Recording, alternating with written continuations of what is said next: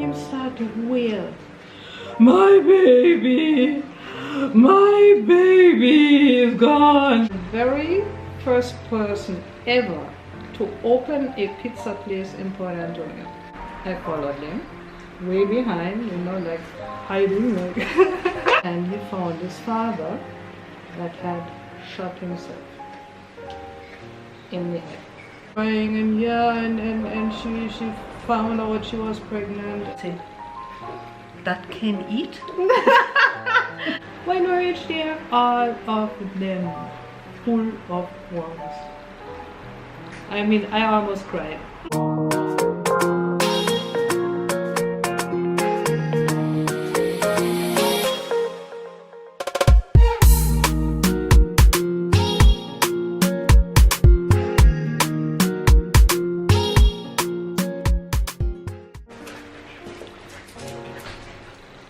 Ist schon an, oder?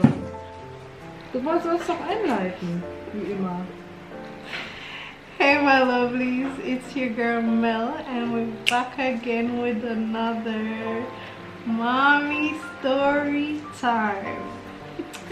So, the last time we left off with, you know, a babysitter moving into the house. Here. Mommy, just take over. Okay, alright. Disclaimer. The stories that I'm going to tell in this series are my experience, my truth, and my point of view over the past 38 years that I have been in Jamaica. And it's in no way intended to slander any person, the culture of Jamaica, or the island as a whole. Before we get to that real story there, I would like to first explain a little bit more about our lifestyle at that time, our circumstances, because otherwise I feel it would be too one-sided. So basically, as I was telling last time already, we kind of settled down in the house, and my two boys were very happy to be in Jamaica, and my husband was playing music in the hotels, and sometimes I went with him and we sang with two, like I was his harmony singer. And actually I met quite a few very famous people in that time in Trident Hotel. I met like the Aga Khan and his wife, and I met Raquel Welsh and some other real highty-tighty people, which was interesting because, I mean, for example, Aga Khan is a very nice person. So, and then we tried our little farming, which did not work out all too well, to be honest, because we had our one time we planted some kidney beans. We had a whole field of kidney beans, and they were doing fabulously. Everything was growing fine, everything was nice, and we decided, okay, in about 3 days time we can pick them. Now the next day it started to rain, and it was raining and raining and raining and raining for 2 days straight. So the third day we said, alright, rain is over, let's go pick the beans. When we reached there, all of them full of worms. I mean, I almost cried because it was a lot of work to plant them and treat and keep them clean and stuff. And just at the time when we could reap them, now this happened. So we kind of were a little bit frustrated with that part of the farming. I tried a vegetable garden as well, it wasn't all that neither. And in the first year I was in Port Antonio, I caught dengue fever. I mean, that was awful. Seriously, I got this fever for 3-4 days. I mean, a really high fever that would put me flat on my bed, and that was bad enough as it was. And then actually I had to take care of my sons and the household and everything because I could not move, and I'm not a wimp, you know. I mean, before I do not move, don't it? That's true. Stop your mimicking, yeah? So then after 4 days of fever was gone, I start to feel better. I get up back, I do my work. Fever start again. Another 2-3 days. And I had this fun for 6 whole weeks. It took me 6 weeks to get over that dengue fever. So that was one not so nice experience I had at first in this wonderful island. So and basically our life was calm and nice, and for example, my boys going to school, and they were both like, at that time they were about 3 and 5. Kitty, why are you shaking up the camera?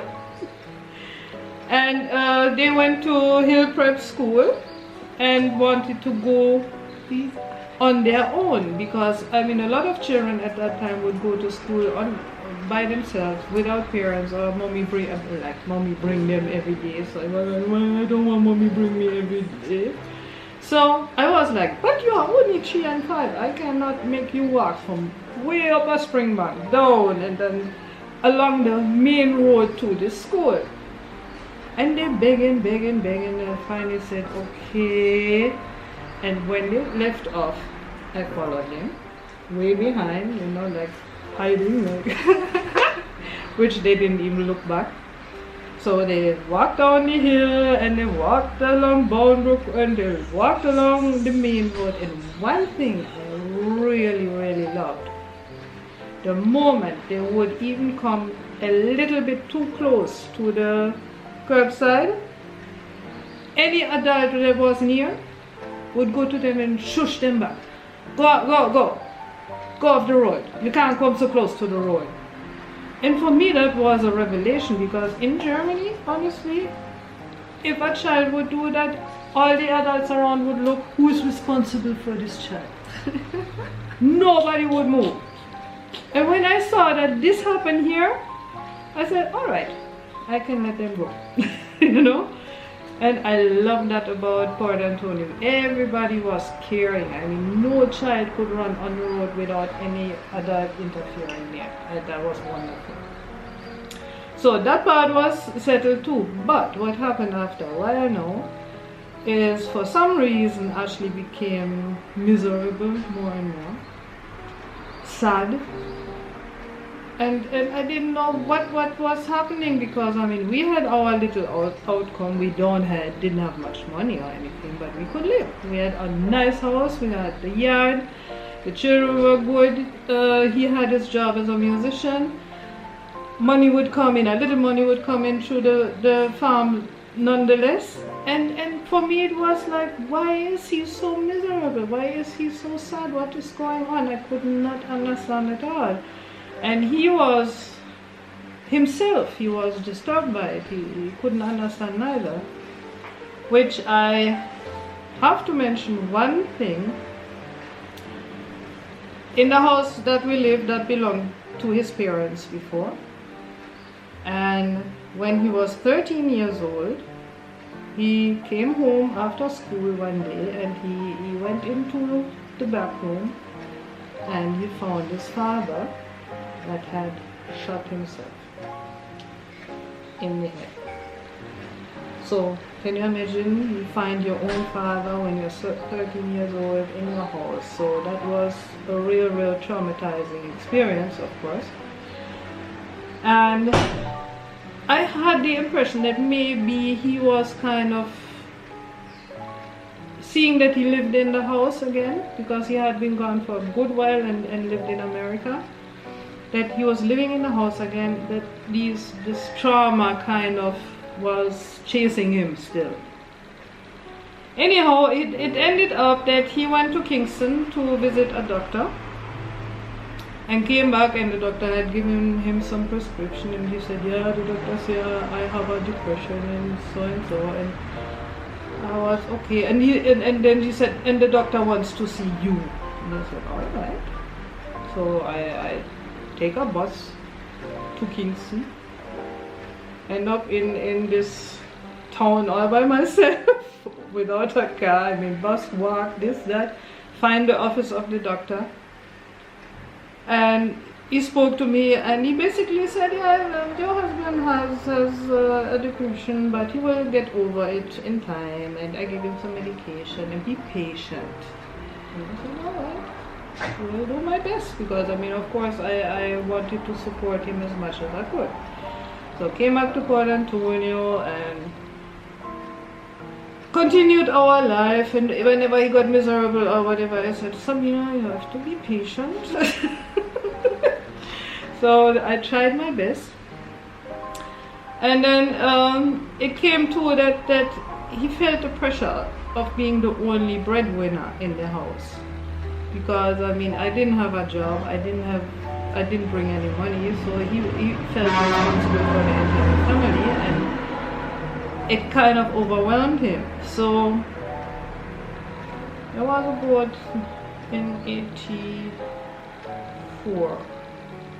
Was it 84 or 85? You're asking me? I wasn't there. You were? No. Anyhow, yeah, I think it was like, let me do it right. 84. In March 84, I got the opportunity to open a little restaurant in the middle of Port Antonio.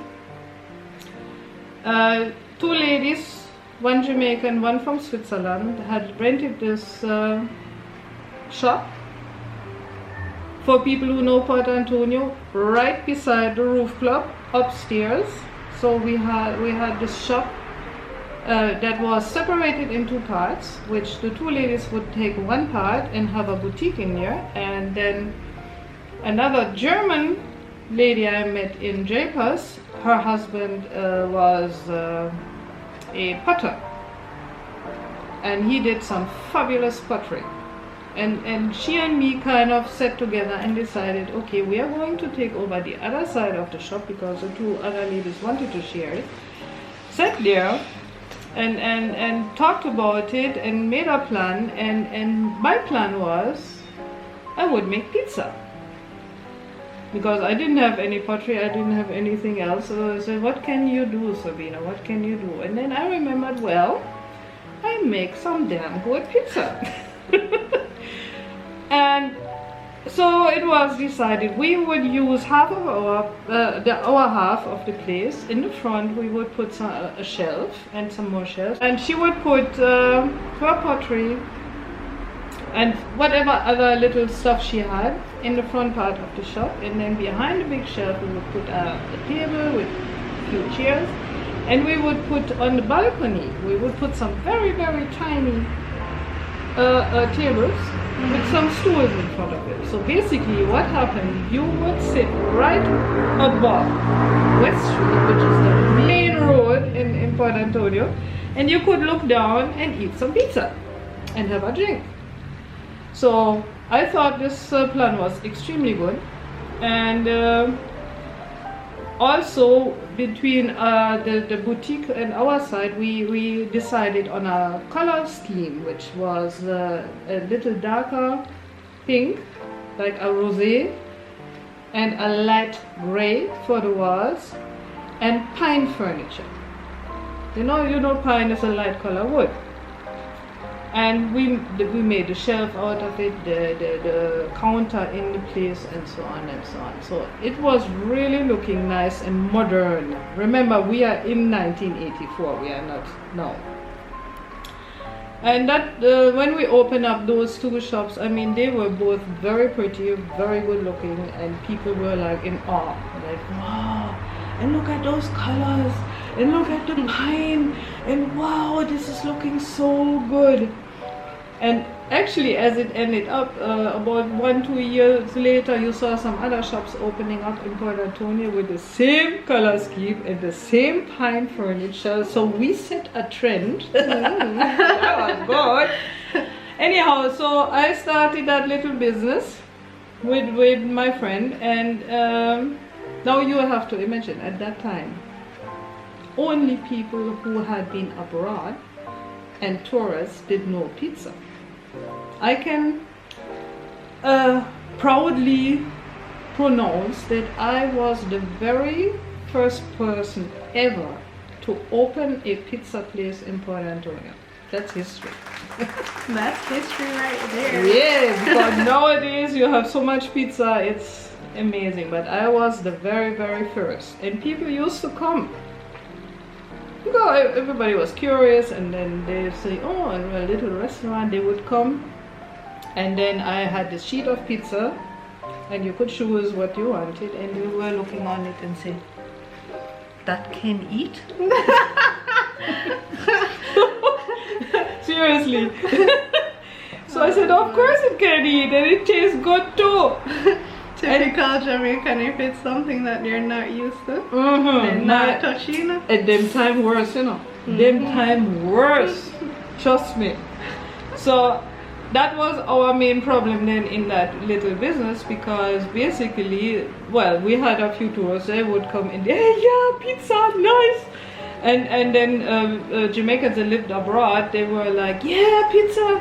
But our local people that had never left the island, for them it was like, yeah, that look, That was crazy. So basically, if you see people nowadays, my God, everybody is eating pizza and love it, but them time, no. So that means we did not have tons of customers, of course. And so we were making a little money, and we could survive and pay the bills and stuff like that. But at least it was a beginning. And at the same time, my husband got a spot on the other main road, Harbour Street, where he could open a little restaurant, but Jamaican dishes, which he did. So it was like our money situation wasn't all that bad anymore. So I would bring in a little money, he would bring in his money, he would still make his music.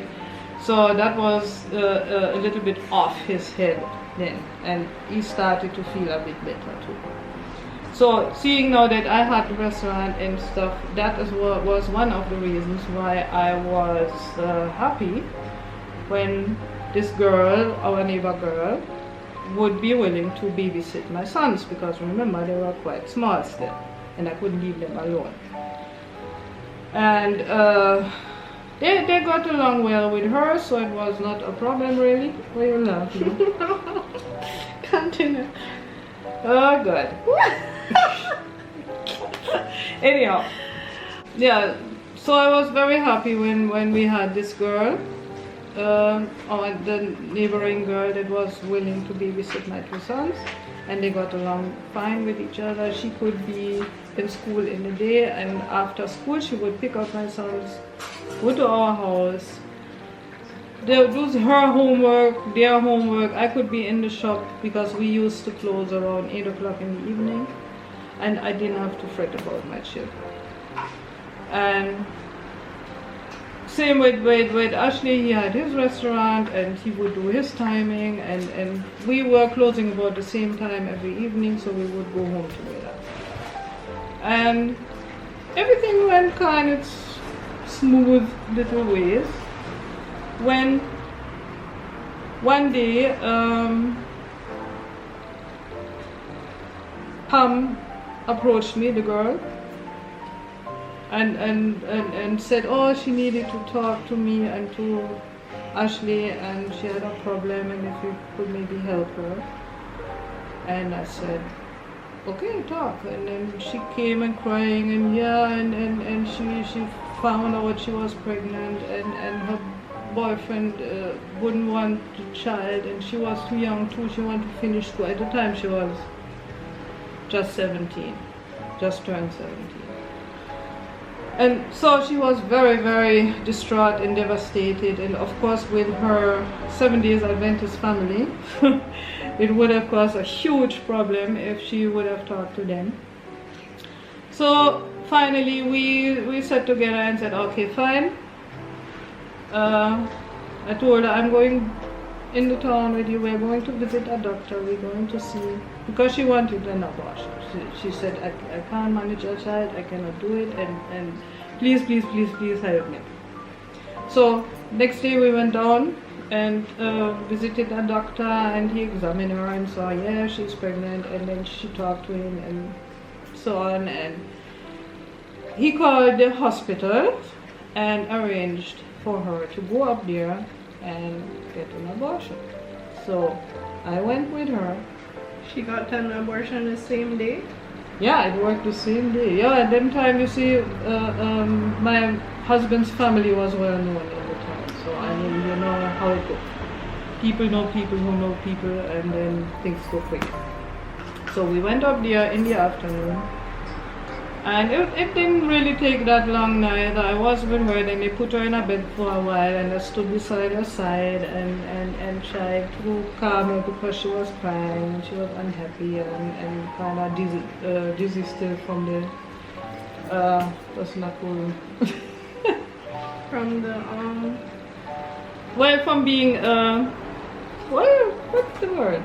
what in call when they do surgery and they might put you under Anesthesia. Yeah, from the anesthetic. Exactly. That was from the the word. anesthesia. Anesthesia. Oh, right. my niece is off screen, so you know she's helping us right now. So finally they just kept her for a little while to see if everything was alright, and then they said, okay, you can go home now.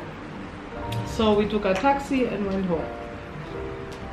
Nobody was at home. My children, I don't even know where my children were. I think they were with friends, because I mean, when they were after school, when they came up to the house, they were with friends all the time. I didn't even see them anymore. So I make sure I put her to bed in the house, and then make her feel comfortable, and then I start to cook dinner. And after a little while, my husband came home, stone still drunk. And I looked at him and said, what the heck is going on? Why are you so drunk? And then suddenly him started to wail, my baby is gone. And I looked at him and said, what? What is this, you know? And I asked him, what do you mean? I'm so sorry for Pam because she had to go through all of this, and oh my God, it's so awful. And they were still, yeah, but why would you go on like that, you know? And for me, it was like, what is going on here, you know? And I get a really big suspicion here. So I went to Pam and asked her, I said, Pam, what's going on here? Why is he going on like that? Is there any... No, she said, no, be sure nothing.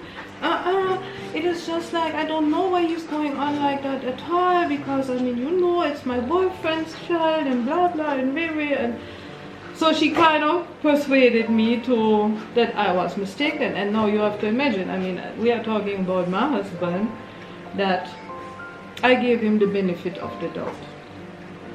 I did not want to believe that anything like that might be possible. So I kept my peace and my quiet, and she came, like she spent 2-3 days in bed and got up and everything was back to normal. But well, then some other stuff started to happen. And that will be the next story. So you just go in it like that. High and dry. High and dry, Mommy say.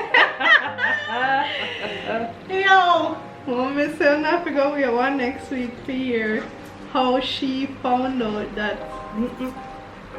I don't find. You didn't find out anything, okay. Well, we don't know. don't even say nothing. We don't know. Next one will be good too. We don't know what going on. At least I don't know what happened. But yeah. If it was only finding out, it wouldn't have been a problem. I mean, it would have been a problem, but it wouldn't have been a problem. Not a problem like that. Yes, people. So, you know. So how long was this after she moved into the house? Oh, Like, you what know, would be honestly, kind of a it time is frame? such long time ago that it wasn't immediately. No, it took a good while. I mean, I guess all these happenings, you have to imagine it took all in all. She moved in about a year after I moved to Jamaica, and then it took another half year or so. About A half year after she moved in, she moved in. she got pregnant. Yeah. Yeah. 6 months, people. 6 months. And imagine now, I was there and I was helping her with her schoolwork and trying to support her and doing my very best to... Well, she was almost like a big daughter for me, you know? And that is why she kind of felt very secure, I guess. Too secure. Way too secure. Anyways, guys, that's it for this story time. You know, the next time mommy said it's going to go into further detail. Well, there is one thing happening next time that was very rough for me, so let's say it that way. Is that the thing with the M word? With the M word. Cause the last time the customer said may I give it too much details. So alright, no more details. No more details. So thank you guys so much for watching, and I'll see you in the next story time. Bye. Bye.